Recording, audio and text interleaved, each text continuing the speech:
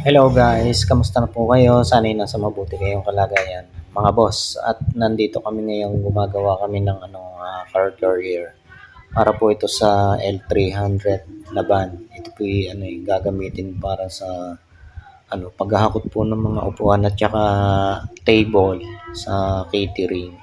So nag-order po nito sa amin ay may catering po. So kaya kailangan nila ng car carrier, lagayan ng kanilang mga table and chair sa kanilang catering.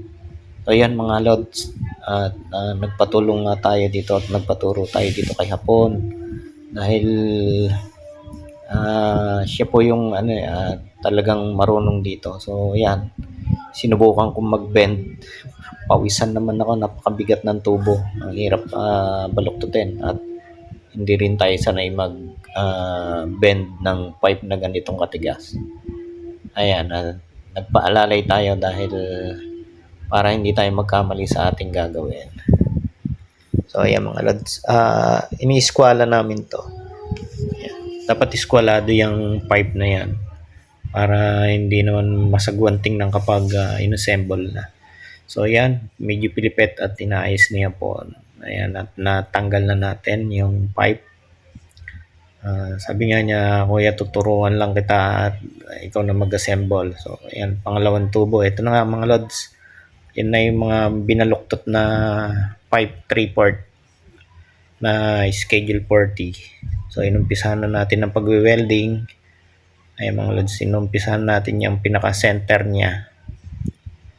Ayan, dalawang gitna para nakasentro. Mga boss, kung kayo magpapagawa ng car carrier, pwede nyo po akong i-PM at gagawin po namin yan.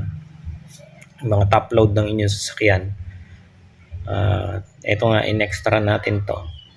So, mayroon naman tayong kasama marunong, kaya ito ay matapos natin magpaturo na i-bend, ito ating wine-welding na yung mga pinaka-frame niya ng car carrier. So mga idol, kung kayo magpapagawa ng inyong sidecar, magsadya lamang po kayo sa aming fabrication sa number 144 Procruno Cardama Compound, Barangay Timbao, Binyan City, Laguna. At yan, kung magpapagawa din po kayo ng car carrier, PM nyo lang po ako at gagawin namin. Kahit po yung mga table and chair, combination po ng mga tubular at saka plywood, yan, gumagawa po kami niyan, kayang-kayang gawin yan. So yan mga lods, natapos na nga natin itong kabiyak at napakainit talaga mag-welding yan. Tapos kainitan pa ng panahon, wala tayong maskara diyan. Hindi kasi ako nakapagdala ng bonnet para pang-protection sa mukha. Ayan, sunog yung ating wine-welding, sunog din tayo. Hindi ako nakatiis, nagmas na ako at baka ako'y mamagana naman ng mata. Ayan, at ating pinulweld na mga boss ang bawat pipe para siguraduhin na hindi ito matatanggal kapag yung kinabit na natin sa L3. Mga lads, kung kayo mag-order din ng mga kulungan ng yung dog house, gumagawa din kami niyan. Shout out nga pala sa sa may-ari nito, kay Ma'am Che.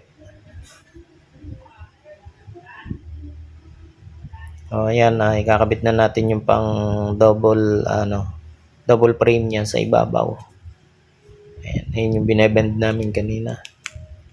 So binibigyan ako ng instruction diyan ni Master Yapon. At yan, nagputol na tayo ng mga flat bar diyan para gawin nating spacer sa diyan sa pantaas na frame.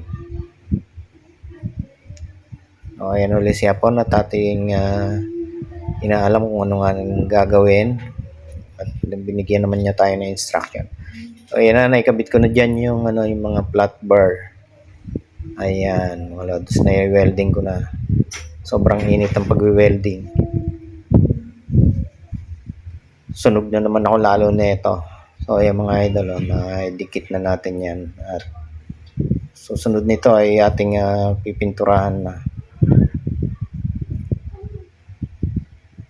Yung mga lods, maghapon ako nag-welding yan.